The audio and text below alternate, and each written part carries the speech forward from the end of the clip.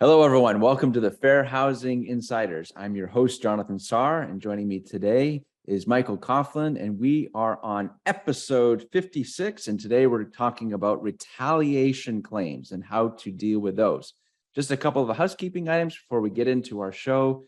Remember to sign up for our newsletter. We have extra content that's always available to our wonderful community and an opportunity based on your community questions to be entered into a contest. So if you haven't signed up for our newsletter, make sure you do that. There'll be a link in the show notes that will be available to you. And also, please follow us on Instagram, where we also have extra fair housing related content that we share with the community. You can find us at Fair Housing Institute. So today we're talking about retaliation claims. So very important topic. We're glad that we're able to discuss this with our community. So let's kick it to you, Michael. Again, welcome to the show. Give us an idea. What is retaliation? Thanks as always, Jonathan, for having me on. So retaliation is a really important part of fair housing training and indeed being a housing provider and understanding that part of the law. The idea is that if somebody were to launch a fair housing complaint against you, a complaint in general, that essentially puts you, the housing provider, in some sort of legal jeopardy, that you then start treating them unfairly due to that complaint. That can look a lot of different ways in a lot of different scenarios. So maybe it's best if starting out, we just kind of show you an example of what that looks like. Yeah, good idea. Okay, so let's take a look at our scenario for today, and then we'll get your further comments on it, Michael. Hey Morgan, I'm going to fix Miss Lopez's water pressure in 203. Just hang on a minute. Move that request to the back of your list for now. Work on everything else first. Okay, why are we holding off on the job? I just found out Ms. Lopez filed a complaint against us for discrimination just because we wouldn't let her keep her ridiculous emotional support pig. Wow, really?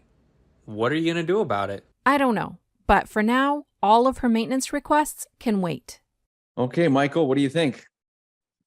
This is a pretty clear-cut scenario, to be honest, but we'll kind of break it down. Like, obviously, Ms. Lopez has filed some kind of a fair housing complaint for discrimination for, unfortunately, her emotional support pig, which was, that's a pretty high bar to have an emotional support pig. So it looks like that was turned down. And in this scenario, we'll assume that it was rightly turned down. And so Morgan has decided to just start delaying all of the maintenance and housekeeping amenities and services that they're providing to every other resident. This is a clear-cut sign of retaliation if I've ever seen one. Anytime you respond to these kind of scenarios with treating people differently, especially in a negative manner, then you're just ripe for retaliation. It's actually really important that you understand that you can be cited for retaliation even if the initial complaint was completely dismissed. So let's say in this scenario that Ms. Lopez files her suit and it's bogus. She has no right to be filing it, that her claim for emotional support pig was absolutely wrong. Like, it was very easy denial. They could get that dismissed, but still be found guilty for retaliation for the way that they responded to the complaint. So it's really important you understand that. A lot of people file bad complaints all over the country, all the time, every year. That's one of the reasons why training is so important. But just because the complaint was bad or the way they behaved was bad doesn't mean you have a right to retaliate. Yeah, very good. Nice explanation. And I appreciate how you pulled that in too, even if there is no fair housing violation, how it still can be a liability issue. So absolutely.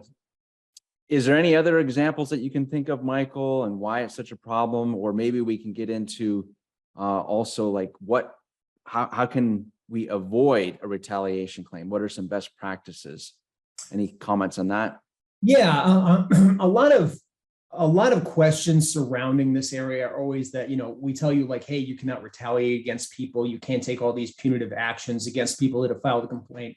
Well, then that puts in your mind, it's like, oh, are they suddenly untouchable because they filed a complaint? And the truth is that they're not. So that's the whole concept behind retaliation is you should not be treating people differently just because they filed a complaint. Despite the fact that, naturally if somebody complained about us and we felt that it was very wrong and they got, maybe our job or our housing or actual community in jeopardy, we would have, we would want to be like, I don't want to provide you with excellent service anymore, but the truth is that you have to. That being said, those same individuals are not exempt from your rules and your lease and your policies. You need to treat them the same way you would any other resident. So if they violate your rules, violate your policies, violate your lease, then you absolutely have the right to follow up on that. That being said, the only thing I would recommend is that when you're in this kind of situation where somebody has filed that fair housing complaint, and then all of a sudden they are trying to skirt your rules and policies, that you maybe follow up with an attorney to discuss the best way to go about it, just to make sure that you never give any appearance of looking like you may be retaliating. So just be very careful, but at the same time, don't ignore your rules and policies. Everybody should be following those. Very good. Yeah, I know in a future episode, we're talking a bit about bullying. And in some ways, people look at retaliation or feel like if they're being in that scenario that they're being bullied. So there's also just the public relations potential nightmare that we always need to consider. The jury of public opinion is always something that has to be thought about too. So good best practices. Thank you for highlighting some practical steps.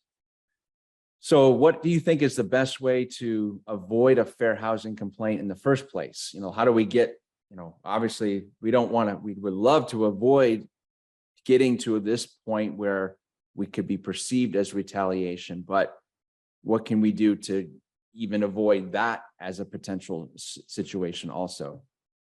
Well, obviously there's a couple easy first steps. And the first is, fair housing training. Make sure everybody is trained. That just is going to lower the chances of you having a fair housing complaint in the first place.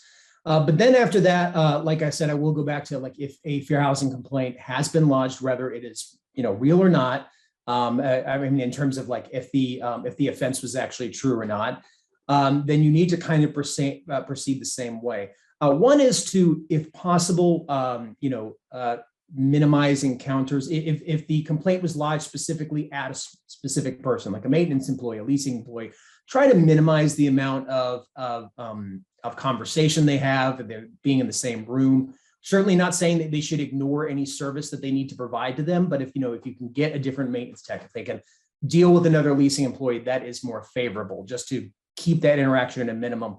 The other part is that you need to start really start documenting your interactions with that resident more often. So, if you follow up on a maintenance request for them, make sure you document the timeline. You show that you're doing your due diligence with providing the service. If they're coming in the leasing office and they're making complaints, make sure that you are writing those down. You're writing the interactions down, the way they're speaking. If you can have a second person in the room, that's really favorable. You just want to make sure that you are doing everything you can to basically, to build that kind of recorded evidence to show that you are not retaliating them, that you're treating them the same that you would treat any resident. That's going to go a really long way to protect your career personally and your community and the housing provider at large. Right. Very good. And I'm assuming too, when it comes to documentation, the Justice Department, if they're involved, they want to see that you're doing that documentation, as a comparison with other residents, is not necessarily just the one person that's causing. Yeah, the idea is that it shows that you're doing your due diligence. Not only does it act as an appropriate defense, but it shows that you're taking the entire scenario and situation seriously, and that you're not just acting based off of, how you're feeling at the time about that specific resident, that you're going through an operating procedure that should show consistency with the way you treat other residents. There you go. Very good. Yeah, great topic. Thank you for highlighting, some challenges, some examples, and what we can do when it comes to residents who accuse us of retaliation.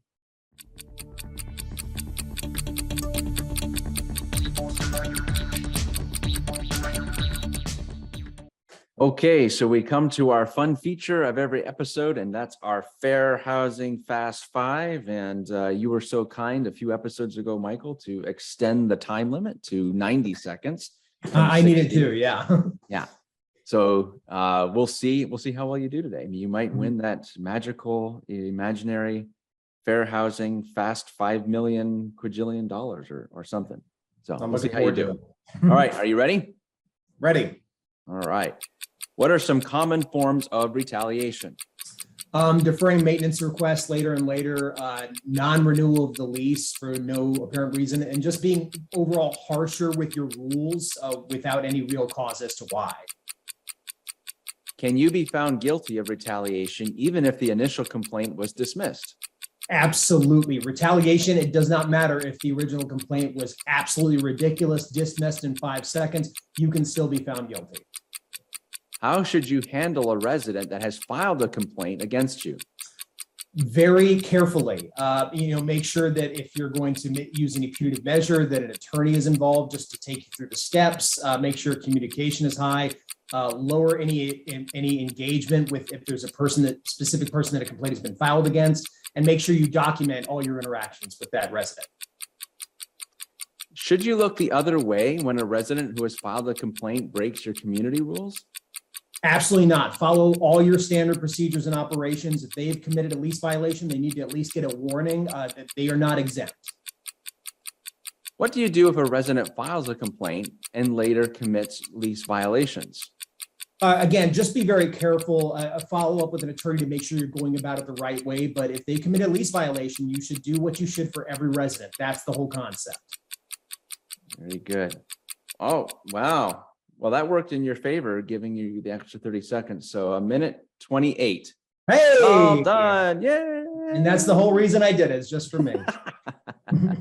You are our grand prize winner. Well done. Yeah. I want lots of confetti and There you go. probably That's popping nice. balloons or something. Streamers, imagine all those things. But hey, well done. I love it. I love this feature so much because it's good ways for our audience to have the key takeaways, the key points, and something that's is easy to remember with these questions. So thank you so much, Michael. Great episode. Anything you'd like to add before we sign off today? I just want to really put this back out there like I have before is please put your questions in the comments. And if you have any topics that you want to hear about, you feel like we haven't talked enough about, put those in the comments as well. We actually just made a video based off of a comment somebody made a couple of weeks ago because we realized we hadn't addressed a topic yet. And we're going to also do community question videos where we answer some of the best questions we find. Obviously, there's always going to be directed towards housing providers. I know a lot of residents like to put them in there too, and we'll do our best to address them. But really, obviously, this channel is for housing providers, people working in the leasing and management industry. And just keep them coming. And remember that we pick one random question that makes it to the video to win a $250 gift card. So, there's no subscriptions or anything. Just get your questions out there and hopefully we'll address them and maybe you can win some money. Very good. Yeah. Thank you for those reminders. Yeah. This show is awesome. It's a lot of fun. We're so grateful to our Fair Housing Insiders community. We love your feedback, as Michael mentioned. It really, really helps us understand what we can do for you. So continue to share it with your network. Thank you for the thumbs up in advance for this particular episode. And until next time, we'll see you on our next show. Thanks, everyone. Take care. Happy training.